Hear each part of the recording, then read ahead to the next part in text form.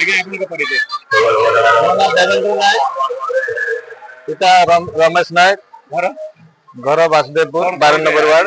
ଆଜି ଯୋଉ ଶନି ମହାବିଗ୍ରହଙ୍କର ଯୋଉ ନବଗ୍ରହଙ୍କର ବାର୍ଷିକ ଉତ୍ସବ, ନବଗ୍ରହ ମନ୍ଦିର 2015ରେ ମନ୍ଦିର ସ୍ଥାପିତ ହୋଇଥିଲା।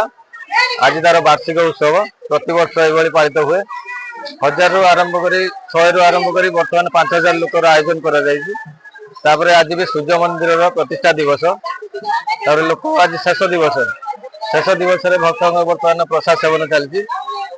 ଏଇ 2 ଦିନ ଧରିକି କାର୍ଯ୍ୟକ୍ରମ 2 ଦିନ ଧରି କାର୍ଯ୍ୟକ୍ରମ ଚାଲିଛି। କଣ କାର୍ଯ୍ୟକ୍ରମ? କଳସ ଶୋଭାଯାତ୍ରା, 1300 କଳସ ଶୋଭାଯାତ୍ରା ବଜାର ପରିବହନ କରି, ତାପରେ କାଲି ଆମର ଭଜନ ସମାରୋହଟେ ହେଇଥିଲା। ଏଭଳି ଅନୁଷ୍ଠାନିକ ଆଜି ପୂର୍ଣ୍ଣାହୁତି ହେଇଯିବ। 2 ଦିନ ଧରି କେତେ ଲୋକ ସମାଗମ ଏଠି 5000ରୁ ଉର୍ଦ୍ଧ୍ୱ ଲୋକ ସମାଗମ ଦେଖିପାରୁଛନ୍ତି। ପ୍ରଥମ ତ ଜାଣିନଥିଲେ ବାସୁଦେବପୁର 12 ନମ୍ବର ୱାର୍ଡରେ ଗୋଟେ ଶନି ମନ୍ଦିର ଅଛି ବୋଲି। ନବଗ୍ରହ ମନ୍ଦିର ଏଟା ହେଇଗଲା 10 ବର୍ଷ ଧରି ଚାଲୁ ରହିଛି। ପ୍ରତିବର୍ଷ ଭକ୍ତ ସମାଗମ ବଢି ଚାଲିଛି। 200ରୁ ଆଜି 2000 5000 ଭକ୍ତ ସମାଗମ ଲାଗି ରହିଛି।